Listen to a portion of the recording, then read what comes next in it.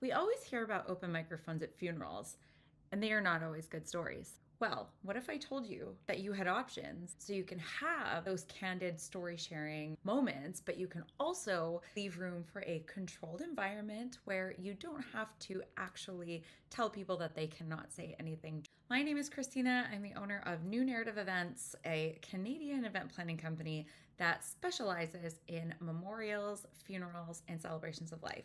I'm going to share a few best practices that you can use at an upcoming event to ensure open microphone success. Now, these practices stem from what I personally have found to be the most receptive between the clients that I work with and their attendees. All right, enough about me. Let's get to it. So, in case you've never heard of this before or you've never seen one happen, an open microphone is usually a time towards the end of the ceremony where the host or the MC will ask the group if there's anyone who wants to share a few words about the honoree. In this moment, the MC will step away and leave the microphone alone, and it will literally be an open microphone. Anybody in the audience or any of the guests can stand up, approach the microphone, and speak. You can imagine leaving an open microphone is really kind of a game of chance. Sometimes people will approach the microphone, they'll be beautiful orators, they'll give a 2 to 3 minute speech. It'll be such a succinct story and just beautiful. They'll go back to their seat, and then you'll have other people who approach the microphone and they're just having a bit of trouble telling the story. They try and remember these minute details. Maybe nerves get the best of them, maybe emotions get the best of them, and they end up going a little bit longer than you'd anticipate.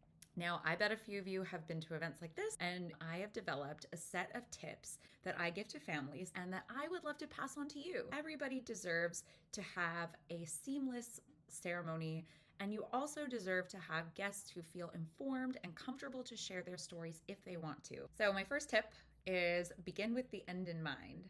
Have a set amount of time or a set amount of speakers for your open microphone. This could mean 10 minutes for the open microphone, 3 speakers for the open microphone. This could mean I want to let it go as long as it's going to go, and you trust your MC to get the end of it. But it's always helpful to have a game plan for what kind of timing you're looking at. Even if you have no idea what it's going to be like, I recommend either 3 speakers or 10 minutes. As a side note, it's so important to get your master of ceremonies or your event host on board with this too, so that they can stop the open microphone when it's appropriate.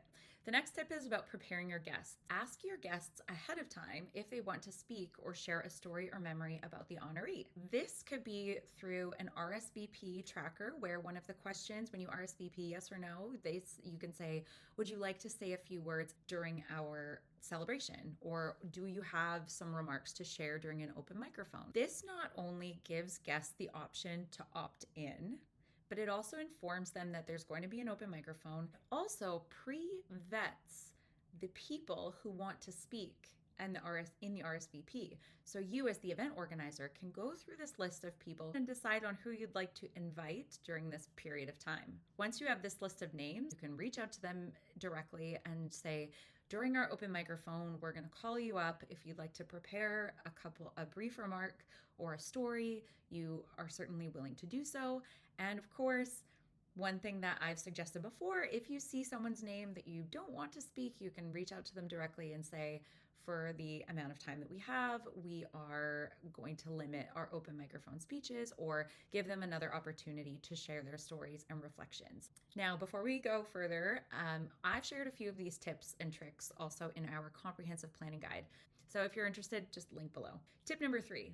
Consider asking your guests to film a 30 to 60-second video and submit it to you. This could be part of the RSVP process or an event reminder, and you can say, in lieu of an open microphone, we invite guests to share a 30 to 60-second video about what name of honoree meant to you, or what they meant to you. So this can be a really nice way where guests can do a video on their own time, their own stories and memories, and you can have some control over what is shared. If you have someone in your immediate family who can do the editing, that would be extra special, and you can show it during the event. Well, I know a company out there who is very good at editing, so if you need help, let us know. Okay, these last 2 are my top 2 favorite tips. So imagine you're the MC has said if there's anyone who would like to speak or say a few words about the honoree, please come to the microphone.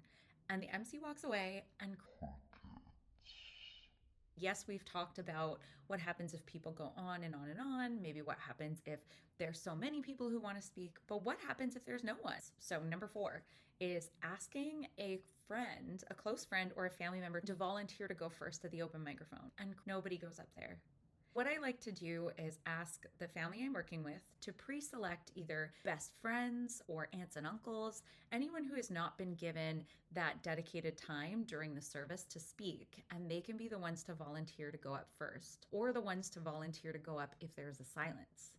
This is also a great way to include people who reach out to you and say, what can I do to help? And think about it, there is no better way to help than to be the first one to go up to a microphone and be the one to bravely tell a story or a memory during what can be a very unpredictable time. It can even encourage other people, and it may be that push that someone needs who wants to share a candid memory but needs a little bit of coaxing before they go up in front and public speak, essentially in front of a ton of people. And number 5, something that I mentioned a little bit earlier in this video, is if there are silent moments, have some pre-selected phrases or emails or telegrams, some people still send telegrams, that you can have at the ready, already printed out, to use to fill the silence. So if there is a silence, or if you are waiting for someone, or this could also be a great way to wrap it up, is by taking stories or anecdotes shared via email or via Facebook, via Instagram, or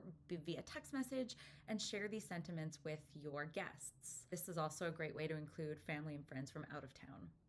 I really hope you found these tips helpful. I personally have found an open microphone to be incredibly valuable. There's lots of times that I've heard chance encounters or road trips gone wrong, funny stories that are very heartwarming of the honoree doing a really special act or something very kind for another person. Stories, other tall tales that have been refuted by family in the audience, like moments that are sad, moments that are happy, moments that are very poignant. I really encourage you to find a way to draw out those guest stories and memories, because really, like I said in the beginning, that's why we're here. We're here to learn more about the person. We're here to celebrate. We're here to honor, and we're here to grieve all together. And sometimes an open microphone is a really important part of that grieving process. If you're planning a celebration of life, you can email us anytime, and you can also share this with a friend. So if you are doing research on behalf of someone else, first of all, bless you. Second of all, just click the share button and forward this over to them. And I really hope that these tips will be helpful for an upcoming open microphone and an upcoming memorial event. I'm really looking forward to speaking with you on the next video. Here are a couple of other videos that I've made recently that you may find helpful, that are very similar to this one. And as always, have a lovely day, and thank you so much for being here.